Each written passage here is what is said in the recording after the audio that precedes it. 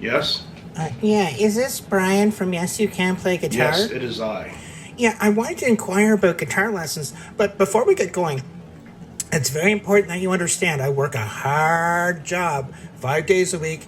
I have kids, and it's very important on the weekends that I do my Netflix binging and my Reiki treatments. So, do you think that maybe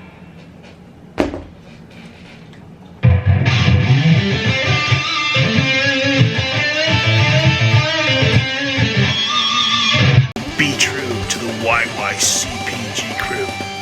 Practice hard, practice smart, no excuses.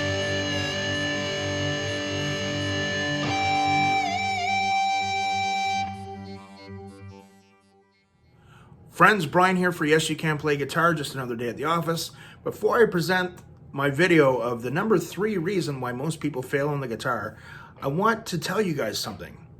When I post these videos, lessons, this is from 30 years of giving lessons, teaching, and collecting a lot of information about people. So I'm going to get you to ask yourself this question. Guitar is a really weird thing because we tend to stick to routines and patterns that we feel comfortable with, even if they're not producing any results. This is why I'm bringing up the big question. If you look back the past year, have you improved? So I'm challenging you to make a change. For many years, this is normal. A lot of us do this with guitar. I did for the first few years I was playing, and I realized something's wrong. I need to fix this. If you've got a brain and 2 hands, you can play guitar too. Hence why I started the channel, Yes You Can Play Guitar, to stop all the madness. My channel, I'm just going to bring you the truth. No fluff, no false promises. But if you find yourself doing these patterns, doing these things over and over, as I talk about in the videos, it's called a negative feedback loop. This is why a lot of people don't improve. Ask yourself, do you tend to do that?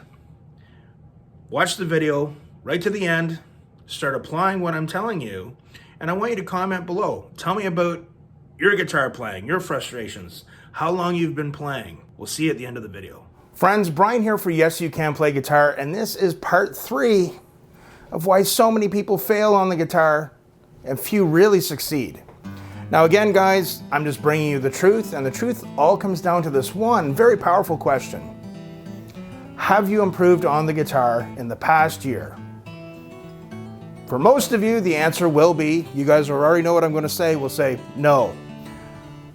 For those of you that said yes, most of you will probably say, yeah, but not as much as I would have liked or how much I feel I should have.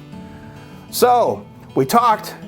The first part, why, is technique. People don't understand about doing exercises to develop their technique. The better your technique, the better you're going to be able to play whatever it is you want to play. Whether it's Neil Young strumming some acoustic songs or you're playing Dream Theater on the guitar, you have to train your fingers how to play. Number 2, just having an understanding of how music works. And a good place to start is just having a basic knowledge of the notes in the fretboard. You'd be surprised how many people don't know that. That is your first step into understanding something called music theory. Number 3, what we're going to talk about today, people don't have a practice plan. People don't know what they're doing.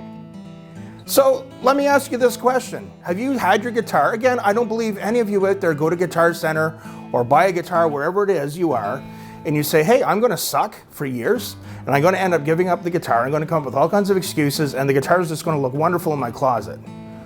But for the majority of you out there, that's the truth. As I said earlier, I know a lot of people, I have a lot of acquaintances, people I know that are subscribed to all the popular guitar channels, but they don't really improve much year to year. Why is that? This is what we're getting into. Whether you like me, whether you hate me, whether this video gets 10 views, 100 views, or 1,000,000 views, I am presenting you the truth. So, a practice plan. When I ask people what they need to do to get better, they always say, I have to practice, and that's great. But practice is a generalized term. What does that mean? It's like saying, oh, I'm out of shape. I need to go to the gym. Okay, but like what kind of training are you doing? How are you eating? Like, there's more to it than that. So what I say now, this is for beginners, okay? This is for beginners or the people that have had a guitar a while and they're just like, something's wrong, or I don't have it, or they have all this crazy stuff in their head coming up with reasons why they want to give up. So when you practice, you want to practice every day. So for people in general, it's hard. We're always going to rationalize excuses. I've had days sometimes where it's hard to pick up the guitar and practice. But I find once you've developed some technique and some playing ability, that's one thing. It's the beginning. That awkward stage where your fingers aren't working for you, they're kind of working against you. What you want to do is you want to be able to pick up the guitar every day with a plan for a month or two to get things moving in the right direction. Yes, the first few weeks on the guitar can be very frustrating. I've been there, I know. Believe me, I wish I had video of how bad I sucked in the mid to late 80s on the guitar. You would feel so much better about your guitar playing. But anyway, so when you practice, I think for a beginner who wants to make as much progress as fast as possible and as efficiently as possible with the least amount of mistakes, and they just want to be like, I'm like a tour guide. Let's get you from A to Z as fast as possible. Let's not take all these detours and go down here and go down there. So for a practice plan, in the beginning, you want to pick up the guitar every day. So my big tip for that is you want to let your family know, friends know, this is my time, this is my practice time, and I need my 10, 15 minutes, leave me alone. For the first while, when you do things, is it always going to be 100% or perfect? No, but it takes time to train your body and your fingers to do the things that you want to do. So for the first few weeks, just be patient. But I really find on the guitar, the magic really happens when you can get into a routine of doing it every day. I'm not saying you won't improve if it's not every day, but you might not be improving the way you like, okay? So for the first few months, try and get into the habit of practicing every day. Pick a time that is really good for you, okay? So I'll give you guys an example. From my years of teaching, I tell people, pick a time most convenient, probably not first thing in the morning if you're rushing, getting ready to go to work or go to school, but maybe when you get back, you have your half an hour to relax, watch some TV, look at your phone, whatever. But then from 4:45 to 5 o'clock every day, this is my time. My phone is off, I have no distractions, I just focus on the guitar. Have the guitar on a stand close to wherever you're going to be so it's easy to grab your guitar and play it, okay? If it's away in a case, under a bed, or way down in the cellar in a closet, sometimes it's hard for people to do that, okay? Have it close to you, ready to go. Now, for your actual practice plan, number one, you have to have a technical component. Now, we talked about this in part one, a couple of little exercises to help with your technique. You're going to improve much faster. And ideally, once you get comfortable doing the exercises, you want to start putting it to a metronome and slowly speeding up the time and the speed, but it's nice and clean and accurate because you're playing to a time reference. Number two, review the notes on the guitar. Pick one string. In our previous video, we talked about the notes, what's called the chromatic scale. Pick one string and review the notes up and down the string. A couple of minutes in your practice plan doing that. Number three, in your practice plan, for beginners, you're probably going to start by memorizing chords, all right? So you have your chords. So you're going to have, like, let's say here, we got an E minor chord, okay?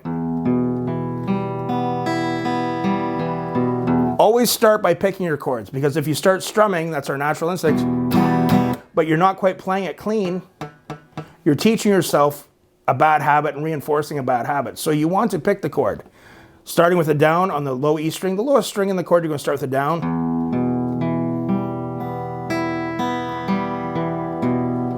Okay?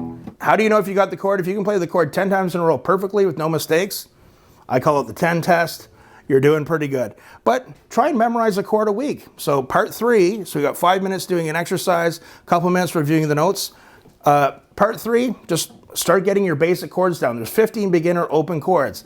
I like to get people started with an E minor because really it's the easiest out of them all.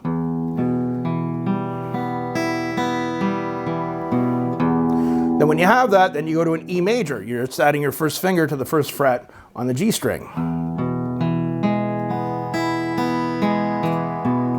Okay, I've made very detailed videos when I started this channel on this whole process from start to finish with some basic songs. I'm going to put the link here at the end of the video for you guys to go to and check out. But work at memorizing a chord or two a week, okay? Start with your E minor, then E major. Well, when you have your E major, if you move each finger down a string, that becomes an A minor. So it's going to be very easy to go to that once you have your E major down, and so on and so forth. Go to those videos and check out the patterns. And then what you want to do for part four of your practicing is you want to just do some fun, whether it's learning a riff, whether it's Smoke on the Water, whatever it is. If you want to have a little bit of fun at the end working on a little bit of a song that you like, no problem. But here's the deal, guys. One of the things I think what happens over the years for the people that become really good, they have to be honest with themselves, okay? So I'm going to give you guys an example. I'm actually going to do a more detailed video about learning the fretboard in the next week or two. When I got onto the metronome, there's a whole story I've said many times about my teacher. My first formal teacher, I tried to teach myself for 5 years and I sucked. It was brutal. Finally went to this top teacher in the city I lived in, and he just said, okay, you have no technique. You got to get some technique right away. How do I do that? He showed me a metronome. Didn't want to use it. It was boring. I hated it. Then I went back. I had an attitude as a teenager, and he said, you're not using the metronome, are you? And I said, no, but can I still be a good guitar player? And he looked me right in the eye and said, no. So something clicked in my brain from that moment. I started using the metronome, and my playing took off. But there were other things on the way with guitar. In fact, you never stop learning that I hated. One of them was learning the notes on the fretboard. So I hated doing it. I kept putting it off when I was practicing. I'd say, oh, I'll do it at the end. I'll do it at the end. I'll do a few minutes of that at the end. Then finally, months went by. I was already starting to really learn theory with my lessons and studying and learning scales and stuff. And I realized, I don't know the notes on the fretboard. This is really starting to hold me back. So I came up with an idea and made a deal with myself. I said, hey, you know what? I really don't like doing this. I hate it more than anything. I'd rather work on this riff or this guitar lick. But I said, okay, whatever I hate doing, I always made it a point to do it first in my practicing. So I came up with a little trick I did, which I'm going to share in a future video, and I actually learned the fretboard very quickly by doing this. But that is a basic practice plan. And if you look back on my original videos, you'll see in the description, there's detailed practice plans of everything you should with each of the lessons that you watch. Okay, so guys, part 3, do you have a practice plan? Well, what's practicing to you? And I also want to tell you, there's a big difference between practicing and noodling. Noodling is just kind of sitting around just doing whatever, learning a little bit of here and there, whatever. Where practicing is actually working on the things that you need to work on to get better. If you can get into the habit of doing this every single day, even for 10 or 15 minutes, guys, I had so many people over the years, either they come up to me after they saw me play a gig, or I've even had some guitar students say, man, I practice 2 hours every day and I don't play like you, what's going on? But I learned very quickly that they weren't really practicing, it was just mindless noodling, usually playing the same stuff over and over. Where when I sit down for 20 minutes, I have a plan. I put down the guitar with a feeling of accomplishment every time I put the guitar down. That is part 3 as to why most people fail. They don't have a plan at all. And again, I've spoken many times about the YouTube trap. I love YouTube. I'm on YouTube. You're watching me on YouTube, and that's fantastic. Hey, please like and subscribe.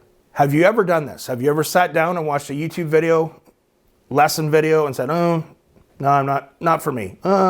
Go to the next one, and before you know it, half an hour is gone and you didn't really accomplish anything? Happens all the time.